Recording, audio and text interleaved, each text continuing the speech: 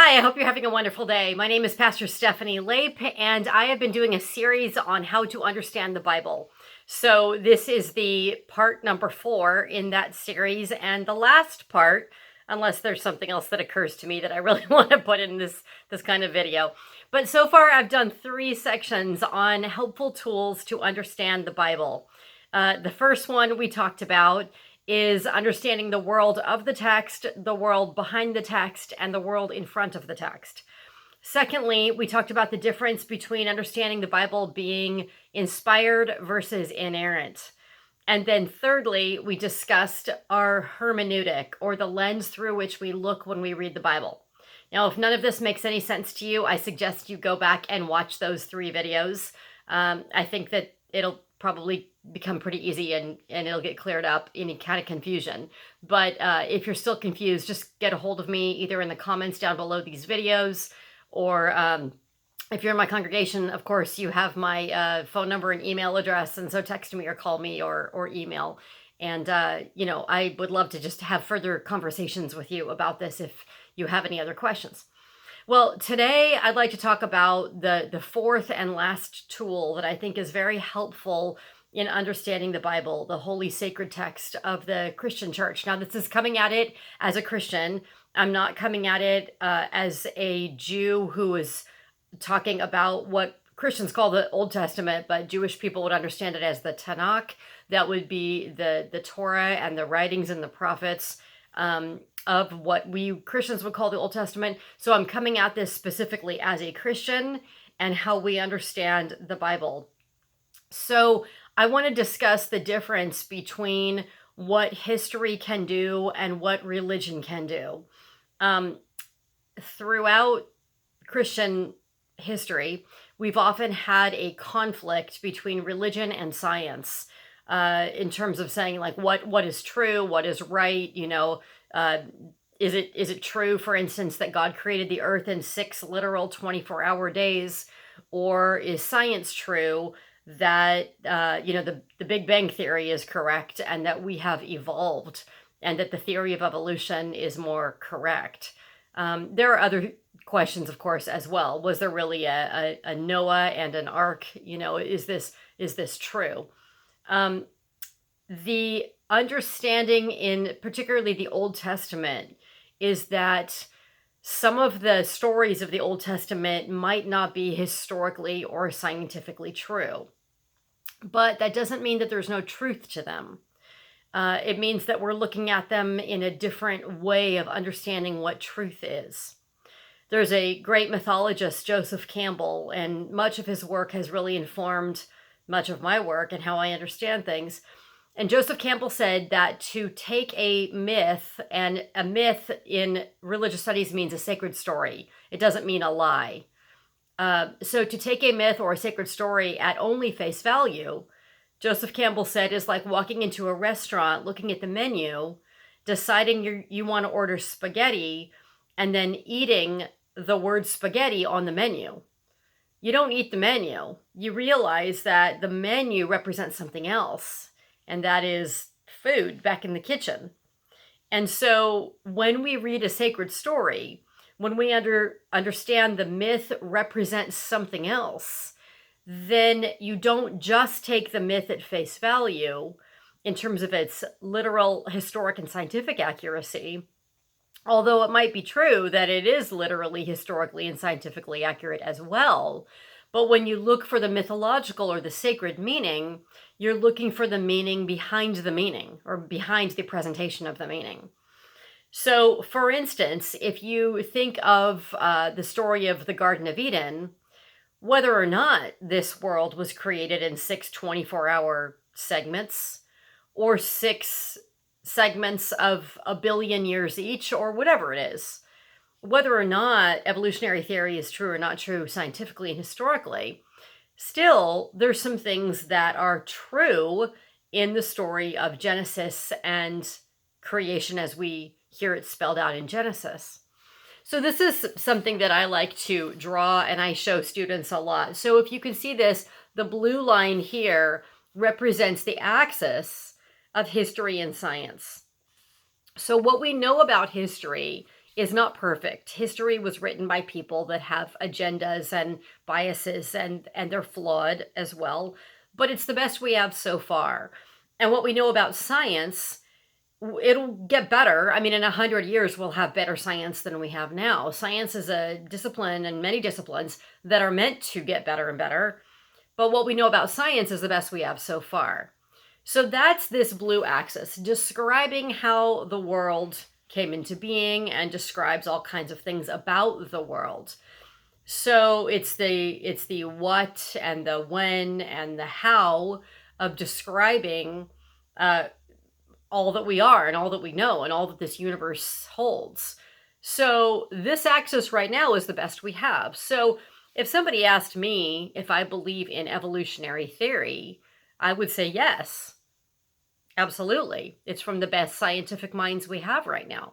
Now, again, it might be even better 100 years from now, but right now that's the best that we know. That's the best that we have. So in that way, the book of Genesis, where it talks about creation, could be quote unquote wrong scientifically. And I'll never argue that that has to not be the case. It very well could be wrong scientifically. But that doesn't mean it's not true, because this axis here, this red axis on this piece of paper, represents the axis of religion, or the axis of mythology, the axis of sacred stories. This one talks about values and depth and meaning and love.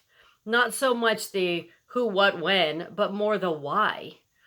You know, in the story of Genesis, where God created the Garden of Eden and Adam and Eve and the beginning animals and all of that, we might have very remedial beginning science that will be much expanded in the thousands of years since it was written.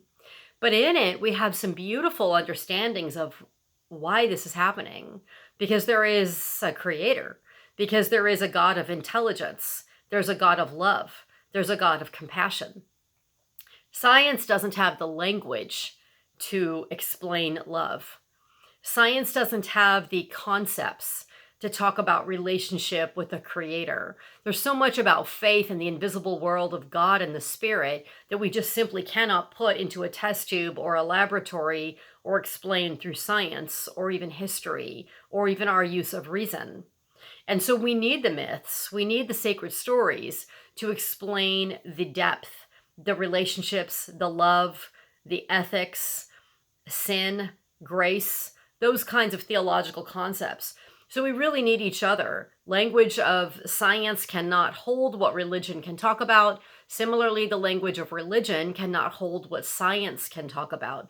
So we work together in these two different axes as we understand the books of the Bible. Now, that's not to say that some of the stories are not scientifically and historically true. Some of them very well might be. Maybe the story of Jonah that I preached on last weekend is scientifically and historically true, but none of us have a video camera or a videotape of that time, so it could just be a parable. But again, it doesn't mean it's not true. It is true, kind of with a capital T, truth. It talks about some real truths of the human soul and who God is. Now, when we move into the New Testament, that is when we as Christians switch a little bit of our thinking about this. Because we don't want to just say, we don't want to proclaim, and we haven't proclaimed in 2,000 years, that the resurrection of Christ is only mythologically and religiously and spiritually true, like a big metaphor that out of every death comes new life. I mean, that's the case. But in addition, Christians have proclaimed for thousands of years that it's also historically and scientifically true, that there was a man, and in fact, we have a whole lot of documentation about this, so it's not really a question, but that there was a man named Jesus of Nazareth, and that he did live in first century Palestine, and he did have a bunch of followers, and he went from town to town, etc. So that's very, very documented. You don't even need to be a Christian to know from the Roman records and the census records that they had back in the day that that is historically and scientifically true. But when you get to the resurrection of Jesus is a matter of faith. That's not documented in terms of the Roman census documentation. It was documented that people proclaimed he was resurrected, that they couldn't find the body, those kinds of things. But that is a faith statement that has been proclaimed for thousands of years. And the important thing here is that it's not just proclaimed as a metaphor, but as science. That Jesus actually really did scientifically, historically transcend death. That Jesus rose bodily from the grave. So we don't look at the story of Jesus and the resurrection in the same way that we look at the story of Adam and Eve in the garden, or Jonah and the whale, or some of those stories that possibly are not scientifically and historically true, but are metaphorically, religiously true. We look at the resurrection of Christ as both. That's where it means something.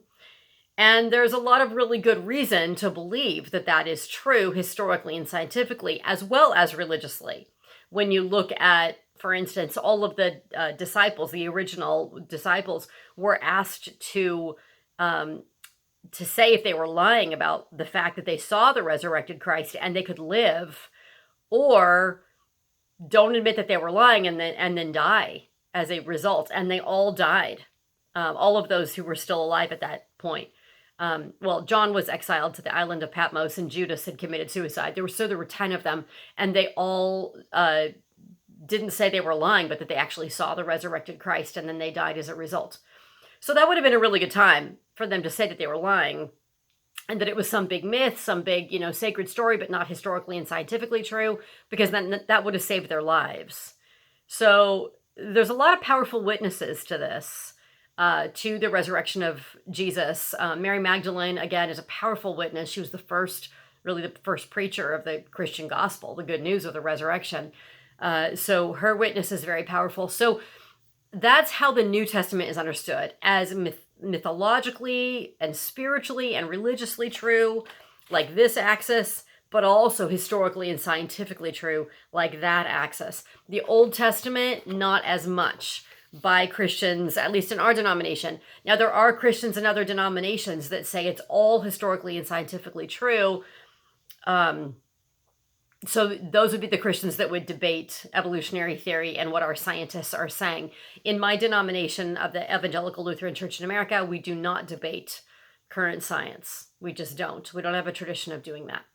So that's a lot of information. I'm putting in these 4 talks, I'm putting seminary into like 10-minute talks or 15-minute talks each. So I totally understand if it's confusing.